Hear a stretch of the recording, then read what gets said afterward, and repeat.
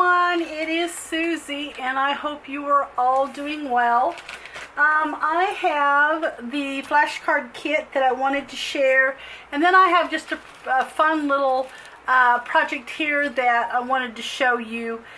This idea was from Hart. She's over at Sophie's Notes, one of the ladies over there, and she had made the cutest coffee sleeve, altered coffee sleeve.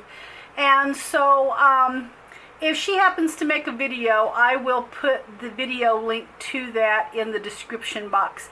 But it is so cute that I had to make one, and I just kind of wanted to share it with you. It's just a really fun little altered coffee sleeve. Here is the kit. This is the flashcard kit, and I'm going to just kind of show you what's all in it. I have it listed in the Etsy shop, and these are just some flashcards that I've picked up over the last few months out on my little junk hunting trips. Here are some funny little flashcards that I had not seen before until just lately, and they are super fun. Now these are vintage. I believe the biggest part of these are vintage. Some of them are more vintage than others, but anyway, there's 4 of these little guys in that bunch right there. Then I have some music flashcards here, and I picked these up, oh gosh, I can't even remember how long ago, a really long time ago. And of course they are just different varied ones. Each kit is just random. There are 6 of those. There will be 2 pink, 2 yellow, and 2 white in each kit. So there will be that in the music. And then I have just some word cards, and there'll be 3 of those in the kit. I like to use all different flashcards when I do the little flashcard albums. I think they're just fun to have all different random sizes. Here is another set of cards. I believe there's 5 of these in each one. Yeah, there is 5. And of course they're going to have, you know, age spots and different things. So keep that in mind when you purchase you know, vintage flashcards, because they just sometimes have spots and things on them. I'll show you these because these are more vintage than the last ones that I have. Here are some just long vintage flashcards here. There'll be 2 of those, and then I have 3 in the long slender green. So, and there's 2 of those. And then I have some of just this one has a really long little slant on it. Most of them are just small slants, but this one has a really long one. But this here is some blue. Now this one's not as vintage. These are 1992 was the last copyright. I mean, they're still considered vintage. Anything after, anything before 2000 is considered vintage. Anything in the 1900s is considered vintage there. So, but I have them. They are black on one side, and they are blue on the other side. I just thought these were unique. I picked these up actually, I believe, in Colombia some time ago. But like I said, a lot of stuff has just not ever made it to the Etsy shop. Sometimes it's really hard for me to get everything listed. So I kind of just wanted to put together a kit. So there is that. And then I have some more of these cards here that are going to be different colors on different sides. I thought this would be great for fall or Halloween to put in a journal on the orange side. I just thought that was so cool. And then of course the back is black. And there will be 5 of those. And then I have some that are purple.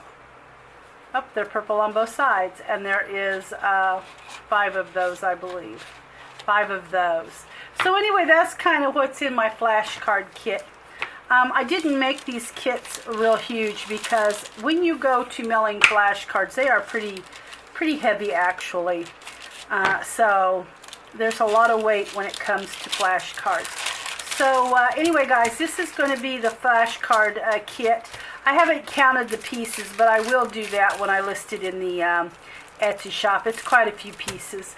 So there is the flashcard kit that I had promised I would get out. Okay, so now for the cute little journal. This is just the cutest. And when I seen Jay post it on Sophie's Notes, I knew I just had to make one. And I think I made it that evening. And I didn't get the photos up in Sophie's Notes till the day after or a couple days after. But I actually made it that evening that I saw it.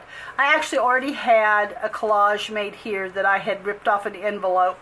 That's why you can kind of see some green down here. It was actually on an envelope and I had to take it off. But everything I already had, it was already collaged together.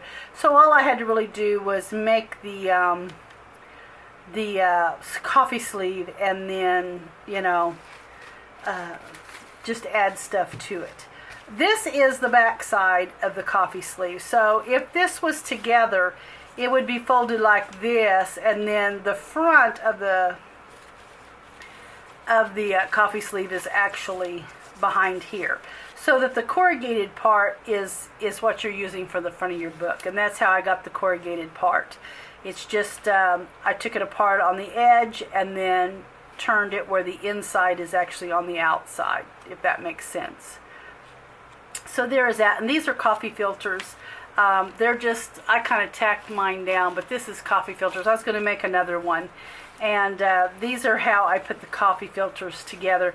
The first ones I coffee stained, so it took away my little ridges, you know, and I had to try to pleat them, which I did pleat these still yet, but I had to try to pleat it, but you can see that it took a lot of this. It's pretty straight. Just because I copy dyed it, it just took all those little pleats out of there. So I did grunge it up with some Distress Ink Tim Holtz. But anyway, I made a little journal out of it, and here is the little journaling paper. I crinkled it all up so it looked kind of grungy and just sloppy.